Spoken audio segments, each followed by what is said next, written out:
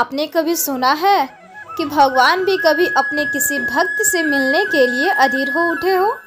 जैसे एक भक्त प्रभु के दर्शन को व्याकुल हो जाता है, वैसे ही जब भगवान भी अपने भक्त से मिलने को बेचैन हो जाए तो वो सिर्फ कथा नहीं होती, वो होता है एक चमत्कार। और आज हम आपको सुनाने जा रहे हैं एक ऐसी सच्ची घटना जो आपको रुला देगी, हिला देगी और प्रभु प्रेम में डुबा देगी।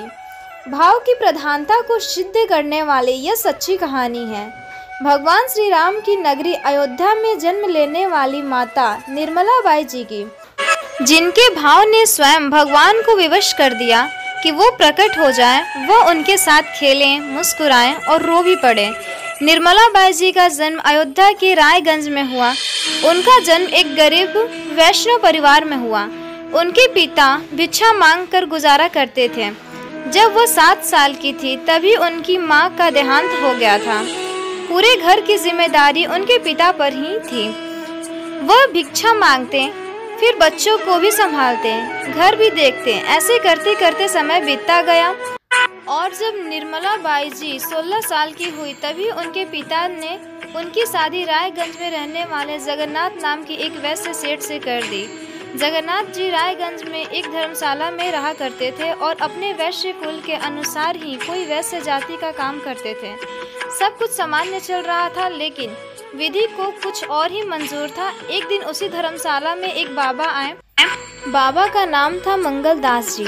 बाबा जी रोगियों को स्वयं उनके घर जाकर निःशुल्क दवा देते थे और प्रभु प्रेम की बात करते थे। उनकी बातें निर्मला बाई जी के हृदय को छू गई। बाबा के प्रवचन और भक्तिपूर्ण बातों को सुनकर निर्मला बाई बड़ी प्रभावित हुई। जब बाबा वहां से चले गए तो निर्मला बाई जी ने उन्हीं लोगों से बाबा का पता लिया जिनके पास बाबा आए थे और पता लेकर सीधा बाबा जी के पास पहुंच गए। जब बाबा ने निर्मला बाई जी को देखा तो थोड़े विस्मय से बोले, अरे तुम यहाँ कैसे? तो निर्मला बाई जी ने कहा, बाबा मुझे ठाकुर जी की सेवा करनी है, कृपया करके एक श्री विग्रह दे दीजिए। बाबा ने उनके परम भाव को पहचान लिया और ठाकुर जी की एक मूर्ति उन्हें दे दी। साथ ही उन्होंने निर्मला बाई जी को पूजा विधि सिखाई। यहाँ से शुरू हुई निर्मला बाई जी की भक्ति यात्रा। निर्मला बाई जी की पूजा इतनी भावपूर्ण थी कि ठाकुर जी साक्षात प्रकट होकर उनसे बातें करते थे।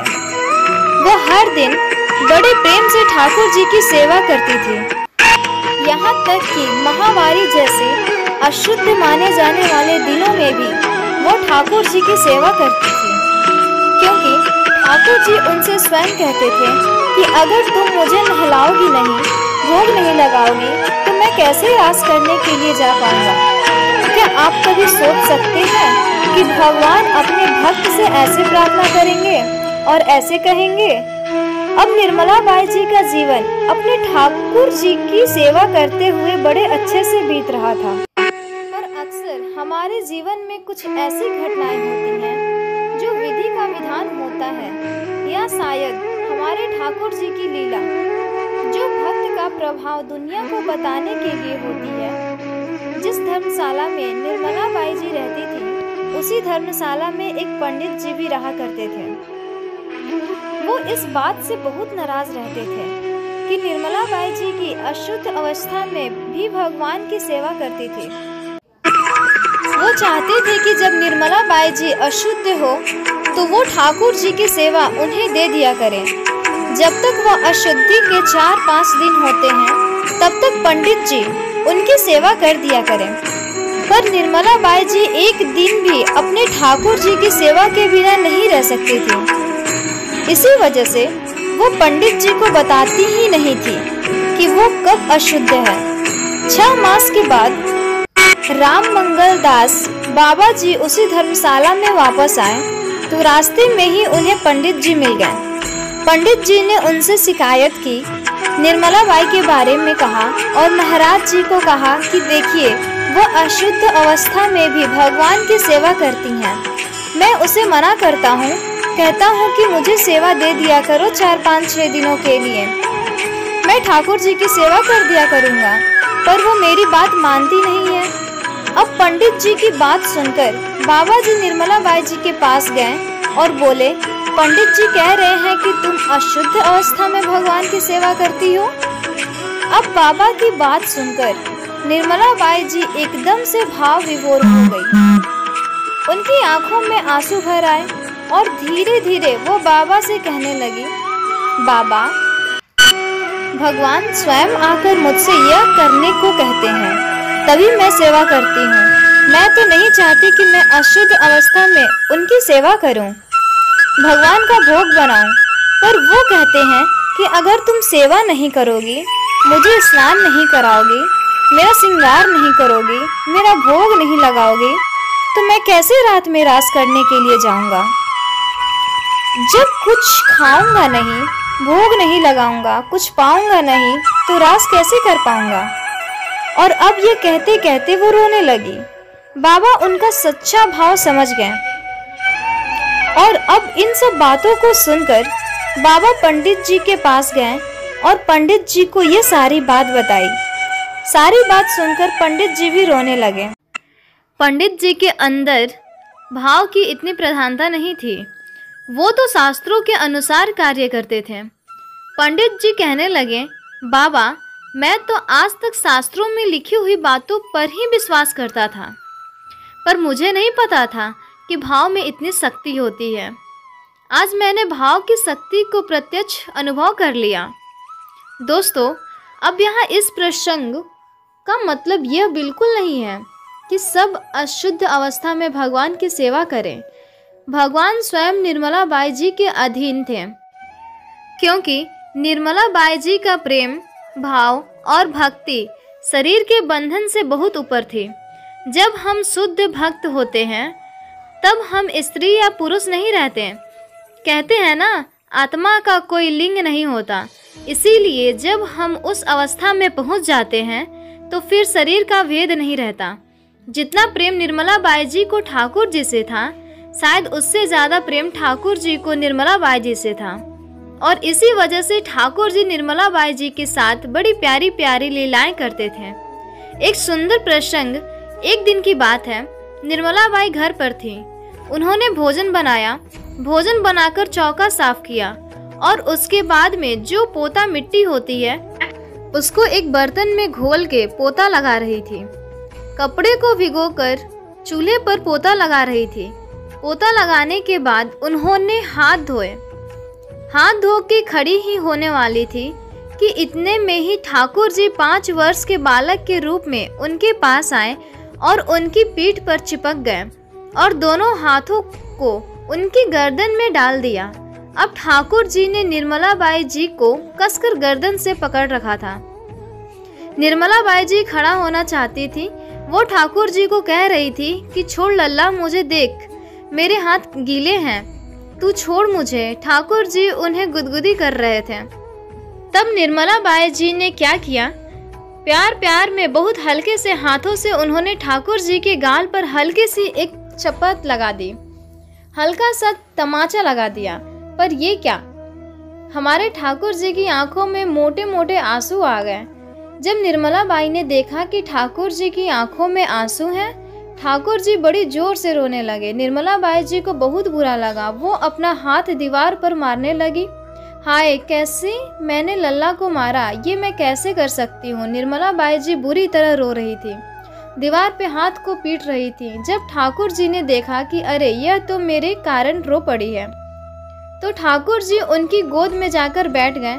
वह निर्मला बाई की गोद में बैठकर उन्हें हंसाने लगे, उन्हें गुदगुदी करने लगे। उसके बाद वो पीछे गए और पीछे से अंतर्ध्यान हो गए। निर्मला बाई ने उस दिन का काम काज पूरा किया और दूसरे दिन राम मंगल दास बाबा जी के पास पहुंच गई और रो रो कर पूरी घटना उन्हें बताई, कैसे ठाकुर जी ने उनके साथ लीला की। बाबा जी उनकी बातों को बड़े प्रेम से सुनते थे। उन्हें उनकी बात सुनने में बड़ा आनंद आता था और वो उस चीज़ को महसूस भी करते थे। तो यह प्रेममय लीला की पूरी घटना सुनकर बाबा जी श्री कृष्ण के प्रेम में डूबे ठाकुर जी को याद कर रहे थे और निर्मला बाई जी अभी भी बहुत रो रही थी। बाबा ने उनसे पूछा, तुम क्यों रो रही हो? तब निर्मला बाई जी बोली, बाबा, ठाकुर जी लीला तो बहुत प्यारी करते हैं, लेकिन मैंने जो उन्हें चांटा मारा और जो उनकी आंखों में आंसू आए, वो दृश्य मेरी आंखों से हटता ही नहीं। वो मुझे रह रह के दुख देता है।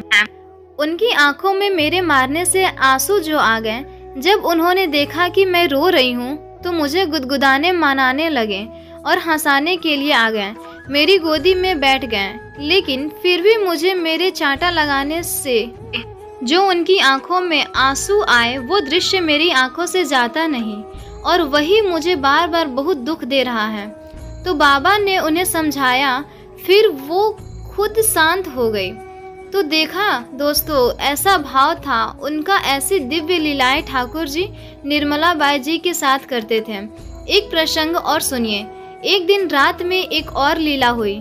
ठाकुर जी निर्मला बाई जी से बातें कर रहे थे। उनके पति जगन्नाथ जी उन्हीं के पास में लेटे हुए थे और निर्मला बाई भी लेटी हुई थी। रात्रि के कोई 1 बजे का समय रहा होगा। ठाकुर जी निर्मला बाई जी से बातें कर रहे थे। ठाकुर जी 1 बजे कहने लगे कि अब तुम्हें 4 बजे उठना है, अब मैं जाता हूँ और तुम सो जाओ। और यह कहकर ठाकुर जी अदृश्य हो गए। पर ठाकुर जी ने जाने के बाद भी निर्मला बाई जी की आंखों में नींद कहाँ गई और नींद आती भी कैसे? खुद सोचिए, साक्षात त्रिलोकी नाथ साक्षात प्रकट होकर बच्चे की भांति उनसे लिपटे हुए हैं, उनसे बातें कर रहे हैं, तो भक्त का तो क्या ही हाल होगा। और ऐसे में कैसे नींद आएगी? अब ठाकुर जी के जाते ही निर्मला बाई भी फूट फूट कर रोने लगी। निर्मला बाई जी बोल रही थी, अरे मेरे ठाकुर चले गए रे, मेरे गोपाल चले गए। दूसरी तरफ जो उनके पति लेटे हुए थे, वो इनकी सारी बातें सुन रहे थे। उन्हें भगवान की आवाज़ तो सुनाई नहीं दे रही थी, पर उन्हें निर्मला जी की आवाज़ सुनाई दे रही थी। निर्मला बाई जी की आवाज़ से पता चल रहा था कि वो किसी बालक से बात कर रही हैं। अब जब भगवान चले गए तो उनके पति उठे और उनके पैर पकड़ लिए। अब निर्मला बाई जी एकदम से उठकर बैठ गई और पैर समेट कर बोली, अरे अरे ये तुम क्या कर रहे हो? तो उनके पति रोते हुए बोले, मुझे अपने पैर छूने दो, जिससे मैं भी तर जाऊंगा। मेरे अंदर भी तुम्हारे जैसा कुछ कुछ भक्ति भाव तो आ ही जाए, जिससे मेरा जीवन भी सफल हो जाए। लेकिन फिर भी निर्मला बाई जी ने उन्हें अपने पैर छूने नहीं दिए और वो बोली, नहीं नहीं, मुझे ऐसे अच्छा नहीं लगता कि आप मेरे पैरों को हाथ लगाओ, और अगर आप ऐसा करोगे तो मुझे बहुत दुख होगा। तो इस तरह ऐसी अनेकों लीलाएं ठाकुर जी निर्मला बाई जी के साथ करते थे। और बताइए, जिससे अधिक भाव, प्रेम और भक्ति क्या ही हो सकती है कि प्रत्यक्ष ठाकुर जी प्रकट होकर उनसे बातें करते थे, उनके साथ खेलते थे, उन्हें गुदगुदाते थे। निर्मला बाई जी के हृदय में सेवा करने का जो भाव था वो एकदम सच्चा था, एकदम पक्का था। निर्मला बाई जी को भौतिक रूप से भी जब किसी की सेवा करनी होती थी तो वो अपने हाथों पैरों से पुण्य भाव के साथ, प्रसन्नता के साथ सेवा करती थी। कभी कभी बाबा जी उन्हें बुलाते थे। उन्होंने भी इस बात का अनुभव किया था। अब विधि का विधान कहो या भाग्य का लिखा, निर्मला बाई जी ने बहुत छोटी उम्र में ही दुनिया से विदा ले ली थी। जब वह 17 साल की थी तब बाबा ने उन्हें सेवा दी थी और 21 सालों तक पुण्य सेवा भाव के साथ सेवा करने के बाद 38 वर्ष की आयु में उनके साथ एक घटना हुई। जब वह 38 साल की थी तब एक दिन रात्रि के 11 बज रहे होंगे। उस समय बल्ब जलाने के लिए जैसे ही इन्होंने स्विच बटन को दबाया तो उनका हाथ नंगी बिजली की तार से छू गया, जिसके कारण उन्हें बड़ा तेज करंट लगा और करंट लगने से तुरंत उनकी मृत्यु हो गई। लेकिन उन्होंने जाते जाते भी 2 बार पुकारा, गोपाल गोपाल। बाबा जी तक यह सूचना गई। बाबा जी आए और विधान से क्रिया कराई। सब उनके जाने से दुखी थे। वो एक सच्ची भक्त जो थी। खैर, समय बीता। कुछ ही दिनों के बाद उनके पति जगन्नाथ जी बाबा जी के पास गए और बोले, महाराज जी, कल निर्मला बाई ने मुझे दर्शन दिया। रात में वो मेरे सपने में आई थी। इतना सुंदर दिव्य रूप था उसका, मैं तो उसे पहचान ही नहीं पाया। लेकिन हाँ, उसने जो बातें मुझसे कही और जिस तरह की भाषा में मुझसे बात की, मुझे समझ में आया कि यह तो निर्मला ही है। वो बोल रही थी कि मैं भगवान के बैकुंठ धाम में पहुंच गई हूँ, इसलिए मैं तुम्हें दर्शन देने आई हूँ और तुमसे कहने आई हूँ, बताने आई हूँ कि अब तुम भी मेरे पास आ जाना। जगन्नाथ जी की बातों को सुनकर महाराज जी को बड़ी प्रसन्नता हुई। आखिर निर्मला बाई जी भगवान की इतनी उच्च कोटि की भक्त जो थीं कि भगवान स्वयं आकर के उनके साथ लीला करते थे, उनके साथ बातें किया करते थे और उन्हें अपने बैकुंठ धाम में भी ले गए, लेकर जाना ही था। हम कान्हा जी के श्री चरणों में यह प्रार्थना करते हैं कि भगवान हमें भी ऐसी भक्ति देना, हम भी प्रभु की निस्वार्थ भाव से सेवा पूजा कर पाएं। क्या यह कोई साधारण मृत्यु थी? नहीं, ये तो थी भाव भक्ति की पराकाष्ठा पर विश्वास देने की आत्मा की लीला। ऐसे भक्तों की कथा हमें याद दिलाती है कि भगवान को पाने के लिए विद्वान बनना जरूरी नहीं है, भावुक बनना जरूरी है। जो भाव से भजता है, भगवान भी उसी भाव से उसके सामने आ जाते हैं। दोस्तों, आशा है यह कहानी आपको पसंद आई होगी। अगर पसंद आई हो तो वीडियो को लाइक करके कमेंट में जय श्री कृष्णा ज़रूर लिखें। चैनल पर अगर पहली बार आए हैं तो चैनल को सब्सक्राइब ज़रूर करें। जय श्री कृष्णा, राधे राधे।